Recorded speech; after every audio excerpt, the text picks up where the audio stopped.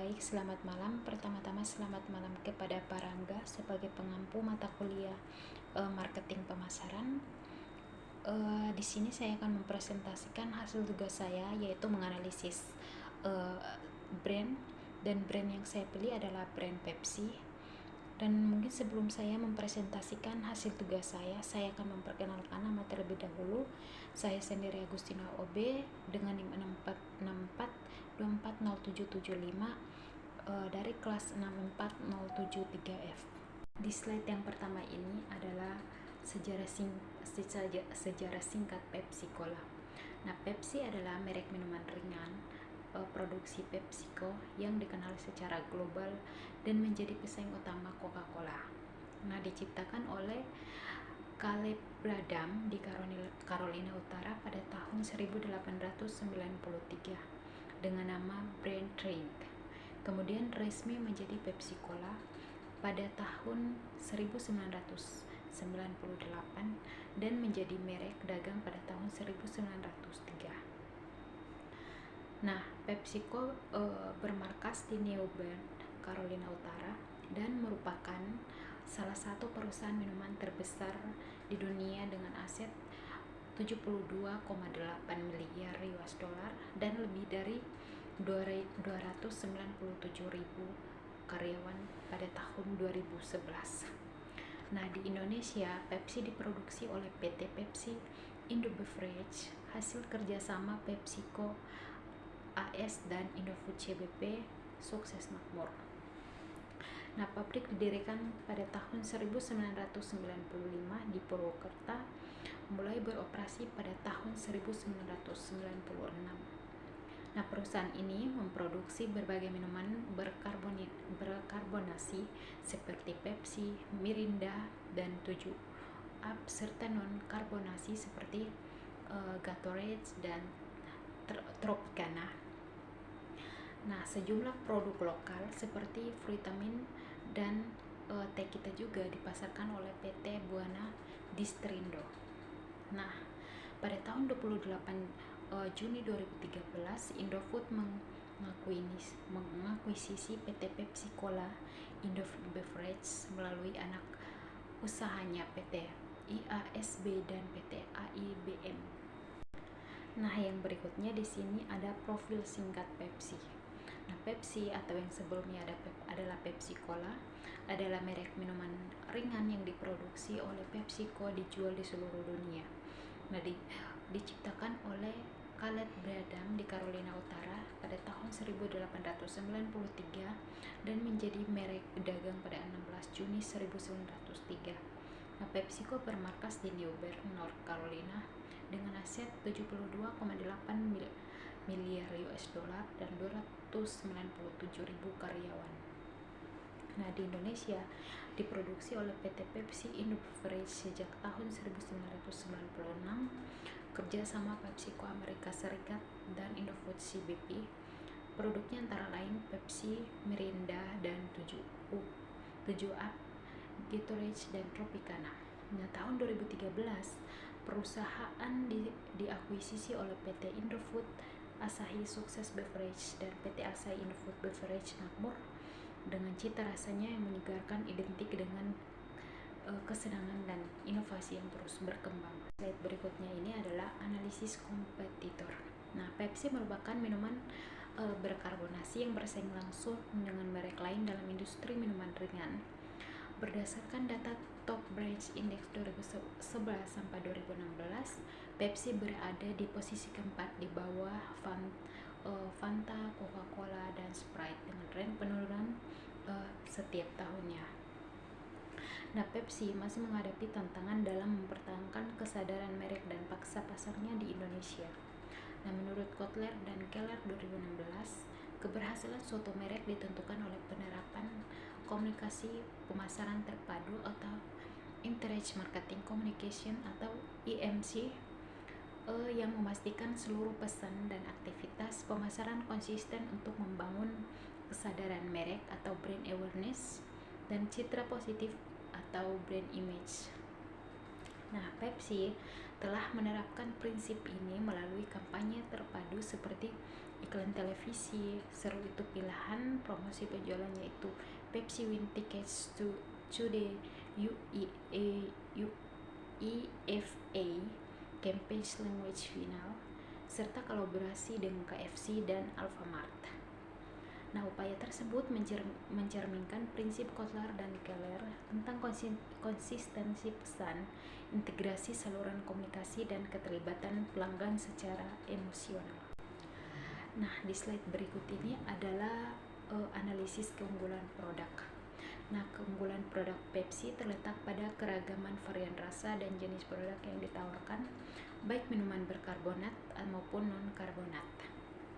Nah, sehingga mampu menjangkau berbagai segmen konsumen.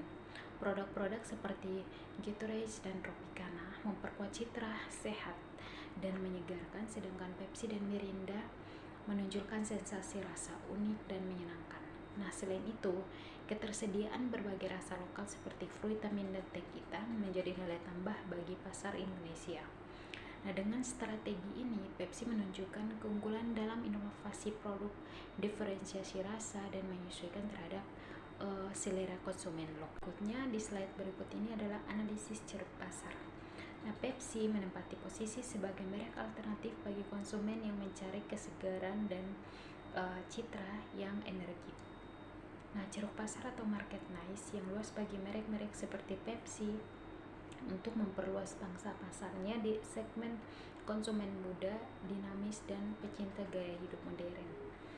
Nah, menurut Kotler dan Keller 2016, strategi pemasaran efektif mencakup segmentasi, targeting, dan positioning atau STP, serta penerapan komunikasi pemasaran terpadu atau Integrated Marketing Communication atau IMC. Nah, Pepsi berhasil menerapkan strategi pemasaran ceruk atau niche marketing dengan prinsip segmentasi, targeting, dan positioning atau STP. Nah, perusahaan fokus pada segmen anak muda aktif, menargetkan pasar melalui promosi digital dan event olahraga, serta memosisikan mereknya sebagai minuman yang menyegarkan dan penuh semangat. Nah, strategi ini efektif membangun kedekatan emosional dan memperkuat kesadaran merek di pasar yang kompetitif. Nah, berikutnya adalah analisis diferensiasi produk. Nah, Pepsi membuat dirinya berbeda dengan variasi produk yang luas, meliputi minuman berkarbonasi seperti Pepsi, regulasi Pepsi Blue, Pepsi Twist, Miranda, dan 7up, serta non-karbonasinya seperti Gatorade dan Tropicana. Nah, Pepsi juga membedakan dirinya melalui inovasi kemasan ramah lingkungan, logo yang terus diperbarui, mencerminkan modernitas dan kesegaran, serta strategi komunikasi pemasaran terpadu atau KPT, serta iklan kreatif atau seru itu pilihan, dan promosi UEFA Campaign Language yang memperkuat citra merek dan yang dinamis dan menyenangkan. Nah, menurut Sumba, Monday, dan Protein Solo 2020 yang menjelaskan bahwa strategi diferensiasi yang konsisten mampu memperkuat citra merek dan meningkatkan keputusan pembelian konsumen.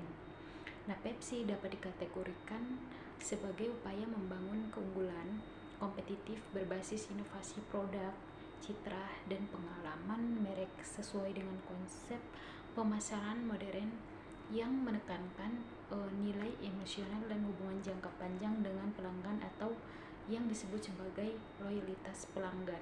Nah, berikutnya di sini ada analisis strategi promosi.